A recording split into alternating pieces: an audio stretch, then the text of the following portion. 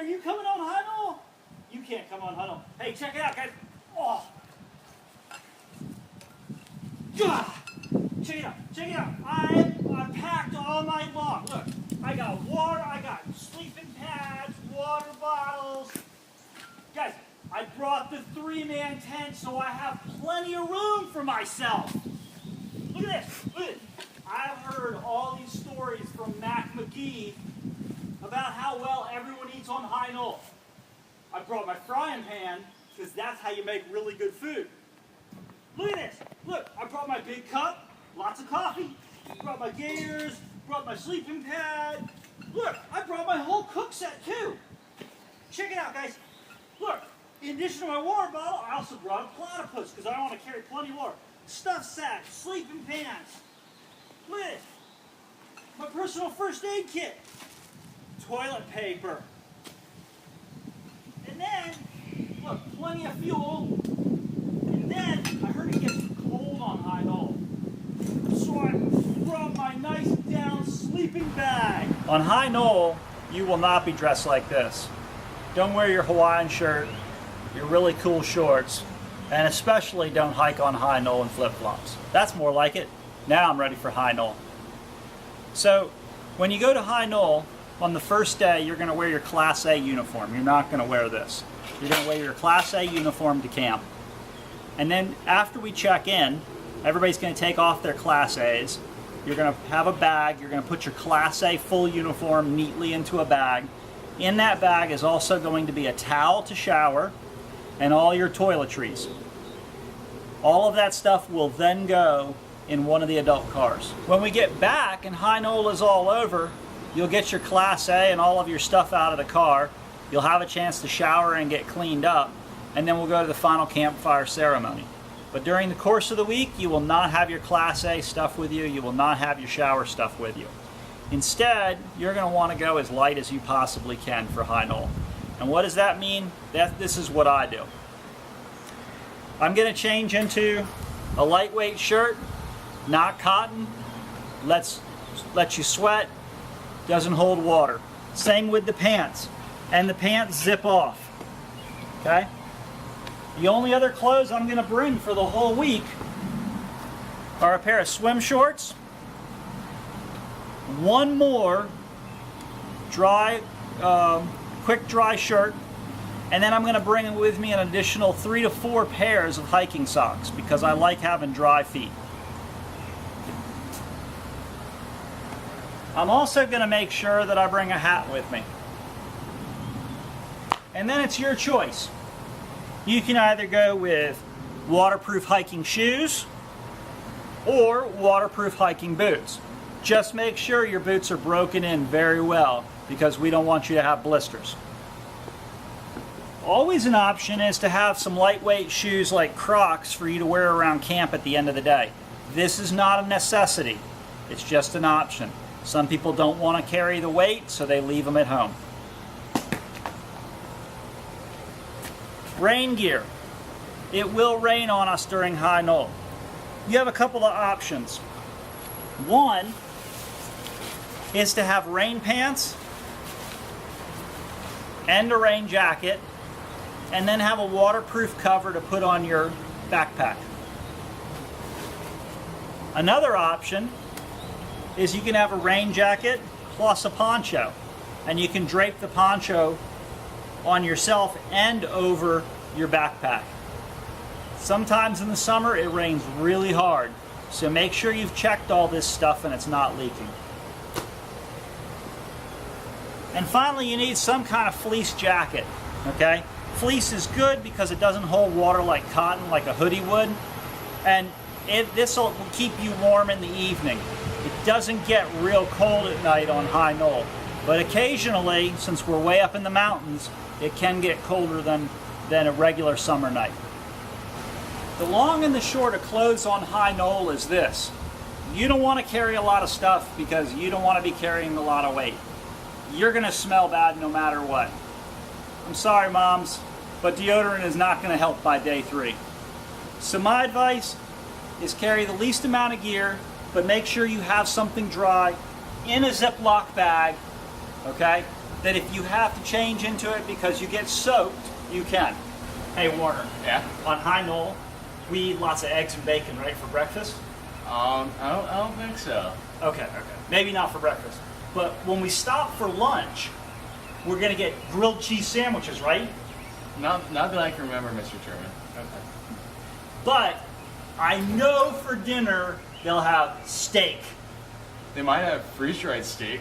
That comes like that packet thing, but you're not going to be eating that thing for your steak. Warner's absolutely right. On High Knoll, you don't need to bring any cooking gear. As a matter of fact, keep it as light as you can. What you will need is this. You will need at least the ability to carry 2 quarts of water. Everybody chooses to do it differently.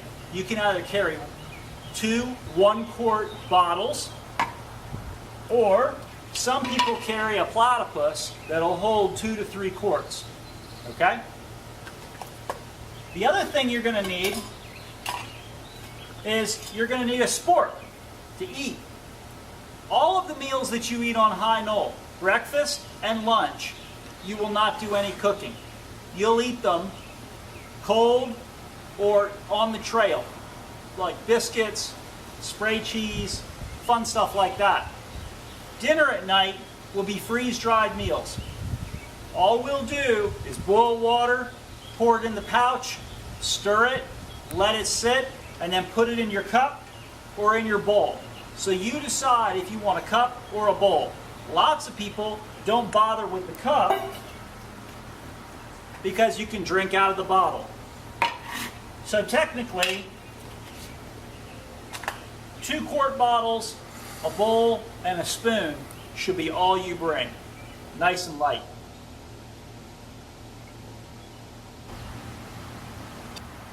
I think Warner's ready to go to bed.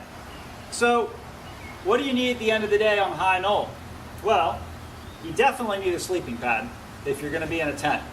If you're not going to be in a tent, you're going to use a hammock because you already have the camping merit badge. Then you don't have to bring a sleeping pad unless you really want to. You're going to need a sleeping bag. As I said, it does not get real cold on High Knoll, but it still gets down in the lower 60s and the upper 50s at night, and you'll get a chill if you don't have something. Whatever you do though, try to make your sleeping gear as light as possible because you will not need much. Let's run through a few other things. You need a roll of toilet paper. 1 week is a long time on the trail. You won't make it. You need a compass. If you get lost from the group, this may help you find Atari or Powhatan. You need a lighter or matches. You never know when I'm going to say, you start a fire tonight. You need a headlamp. And always carry spare batteries. You need your pocket knife. Just make sure that it opens and it closes. No fixed blades are allowed on the BSA reservation. Now, we talked about rain gear, and there's a couple different ways you can cover your pack so it won't get wet. One is to put your poncho over it and a black trash bag. The other is a handy dandy waterproof pack cover. I gotta get one of those, Warner. And then you also need a personal first aid kit. Now this is mine. It's way more than you need. On the High Knoll packing list that I'm going to send you, you'll see you just need to bring a few items. But everybody should have a small one. It should fit in a sandwich size Ziploc or not as big as a quart size even. Okay? That's all you're going to need on High Knoll. Oh, I forgot one thing. On High Knoll, most of the backpacks have this, but if yours doesn't, you should try to get one, and that is a whistle. Okay, I can't reinforce to you enough that when you show up for High Knoll, your pack does not need to weigh a whole lot.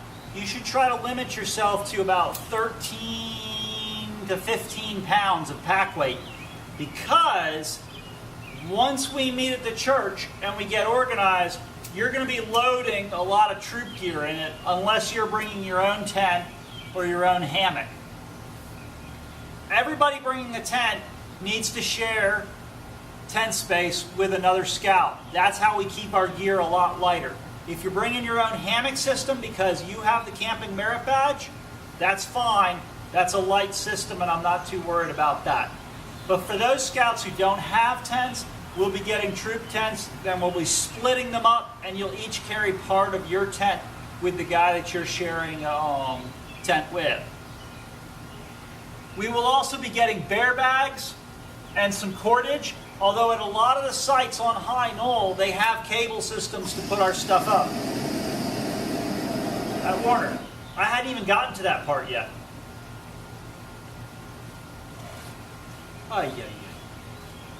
On High Knoll, we'll also be bringing stoves. You can bring your own stove if you want, but you don't need to bring a stove. We'll be getting the troop stoves and troop fuel. At dinner at night, that's the only way we'll be cooking. We'll be heating water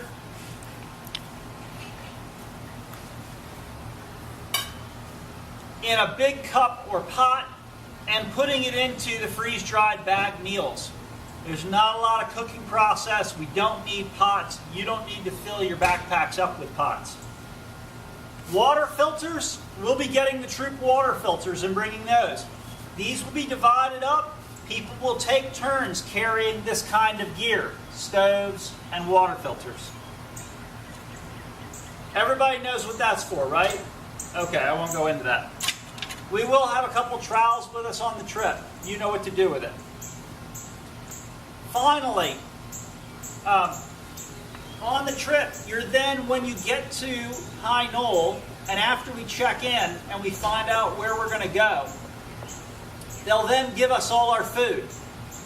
The whole crew will carry enough food for the first 3 days, meaning we will divide it up. So that will then add another 3 to 5 pounds onto your pack weight.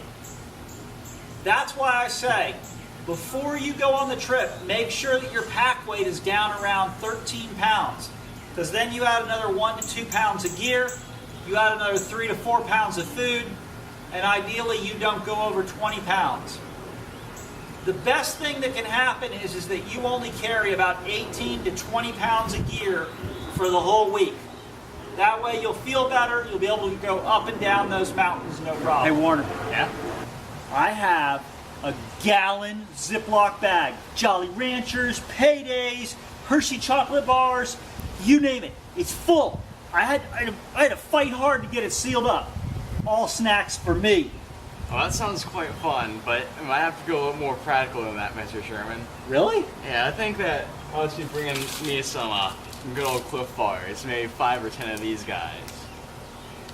Candy does not give you good energy on High Knoll. So if you're definitely going to bring snacks, bring things that will give you a lot of energy in a nice light package.